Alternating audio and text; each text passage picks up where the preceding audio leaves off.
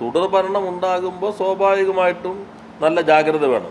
പക്ഷെ എന്ന് ചിലർ പറയുന്നത് ജനാധിപത്യത്തിൽ തുടർച്ച ഉണ്ടാകുന്നത് അപകടമാണ്. അപ്പോൾ നവീൻ പട്നായിക്ക് മാറി അവിടെ BJP വന്നത് വളരെ ആഹ്ലാദകരമായ ജനാധിപത്യത്തിലെ മാറ്റമായിട്ടാണോ ഇവർ കാണുന്നത്?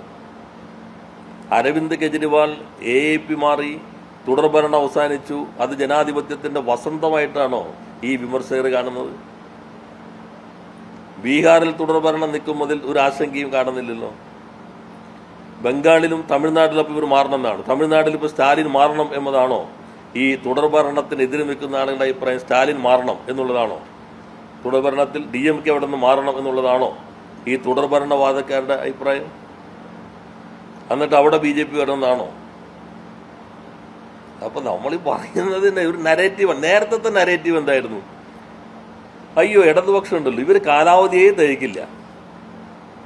നിങ്ങളൊന്ന് ഓർത്ത് നോക്കിക്കോ, ചരിത്ര വിദ്യാർത്ഥികൾ ഓർത്താൽ മതി. നേരത്തെ നരേറ്റീവ് ഇടതുപക്ഷം കാലാവധി തയ്ക്കില്ല. 57 വന്നു, ദേ പോയി. 67 വന്നു, 2 വർഷം തയ്ച്ചില്ല, ദേ പോയി. 80 വന്നു, ദേ പോയി. 87 വന്നു, തികയ്ക്കാവുന്നതായിരുന്നു. ഇവർക്ക് ഭരിക്കാൻ തുടർച്ച അറിയില്ല, വെറുതെ രാജിവെച്ചു. 4 കൊല്ലം തയ്ച്ചുള്ളൂ. അല്ല, 1957 മുതൽ 1987 വരെയുള്ള കേരളത്തിന്റെ ചരിത്രം നോക്കുകയാണെങ്കിൽ ഞങ്ങൾ അന്ന് കേട്ടുകൊണ്ടിരുന്ന ഏറ്റവും വലിയ പ്രശ്നം എന്താ? ഇവർക്ക് ഭരിക്കാൻ അറിയില്ല, ഇവർക്ക് കാലാവധി പൂർത്തീകരിക്കാൻ കഴിയാത്തവരാണ്, ഭരിക്കാൻ അറിയാത്തവരാണ്. ഇപ്പോഴോ ഇവരിതാ ഭരണം തുടർന്നുകൊണ്ടിരിക്കുന്നു. ഇവരുടെ ഭരണമാണ് ഇവർ അപകടത്തിലേക്ക് എത്തിക്കുന്നത്. നേരത്തെ പറഞ്ഞിരുന്നത് ആ ഭരണം തുടരാൻ ഇവർ കഴിഞ്ഞിരുന്നെങ്കിലോ എന്ത് മാറ്റം നാട്ടിലുണ്ടാക്കാൻ പറ്റുമായിരുന്നു? ഇവർ തുടരാത്തതാണ്, ഇവർ കാലാവധി പോലും പൂർത്തീകരിക്കാത്തതാണ് കേരളത്തിൽ ഇടതുപക്ഷത്തിന്റെ ഒരു കുഴപ്പം. ഇവർക്ക് സമരം ചെയ്യാനും പ്രതിപക്ഷത്തിരിക്കാനും അറിയുള്ളൂ, ഭരണപക്ഷത്തിരിക്കാൻ അറിയില്ല. ഇതായിരുന്നു അന്നത്തെ നമ്മളെ സ്നേഹിച്ച് നന്നാക്കുന്നവരുടെ നരേറ്റീവ്. ഇപ്പോഴത്തെ നരേറ്റീവ് എന്താ? അയ്യോ ഇവരിങ്ങനെ തുടർന്നാൽ എന്ത് ചെയ്യും? അതിൻ്റെയും ഇതിൻ്റെ ഉദ്ദേശം ഒന്നുള്ളൂ, ഇടതുപക്ഷത്തെ ദുർബലപ്പെടുത്തുക. കേരളത്തിൽ ഇടതുപക്ഷത്തെ ദുർബലപ്പെടുത്തിയാൽ ഇന്ത്യയിൽ അപ്പുറത്തും ഇപ്പുറത്തുള്ള 2 താല്പര്യം അത് മാത്രമായിട്ട് നിലകൊള്ളൂ. പിന്നെ ചിലർ പറയുന്നത് ഞാൻ സൂചിപ്പിച്ചു, കോൺഗ്രസ് തോറ്റാൽ അവർ BJPയിലേക്ക് പോകും. അത്രയും ദുർബലമാണെന്നെങ്കിലും സമ്മതിച്ചല്ലോ. 2 കോൺഗ്രസ് തോറ്റാൽ കുറച്ച് മേധാക്കന്മാരെ പോകുള്ളൂ. ഒറീസയിൽ നമ്മുടെ അരുണാചലിൽ 43 പേരായിരുന്നു 60-ൽ. മുഖ്യമന്ത്രി ഉൾപ്പെടെ 42 പേരും ഒറ്റ ദിവസം രാജിവെച്ച് വേറെ പാർട്ടി ഉണ്ടാക്കി. 1 മാസം കഴിഞ്ഞപ്പോൾ അത് BJPയിൽ ലയിച്ചു. അപ്പോൾ ജയിച്ചാൽ ഭരണം തന്നെ BJPയിലേക്ക് എത്തിക്കുന്ന കോൺഗ്രസ് ആണ് നമ്മൾ അരുണാചലിൽ കണ്ടത്. ഇപ്പോഴത്തെ വലിയ പ്രശ്നമുണ്ടായ മിസോറാം മണിപ്പൂർ കണ്ടില്ലേ?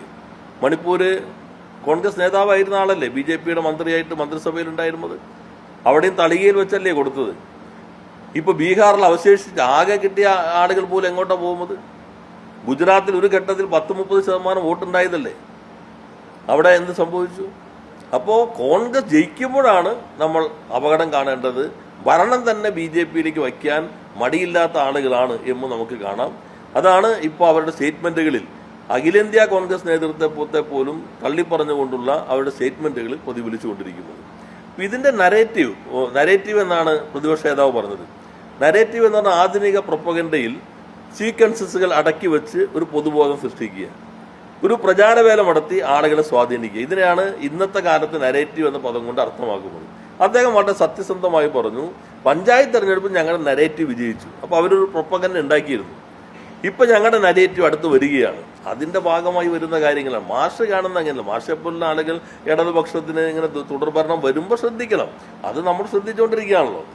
ഞാൻ നേരത്തെ പറഞ്ഞു, ഇടതുപക്ഷത്തിന് എന്തെങ്കിലും കുറവുകളുണ്ടെങ്കിൽ ഈ വിമർശനങ്ങളൊക്കെ മനസ്സിലാക്കി ഇടതുപക്ഷം തകരാതിരിക്കാനുള്ള ആന്തരികമായ കരുത്ത് ഇടതുപക്ഷത്തിനുണ്ട്. ഈ വിമർശനങ്ങളെല്ലാം മനസ്സിലാക്കി തിരുത്തി.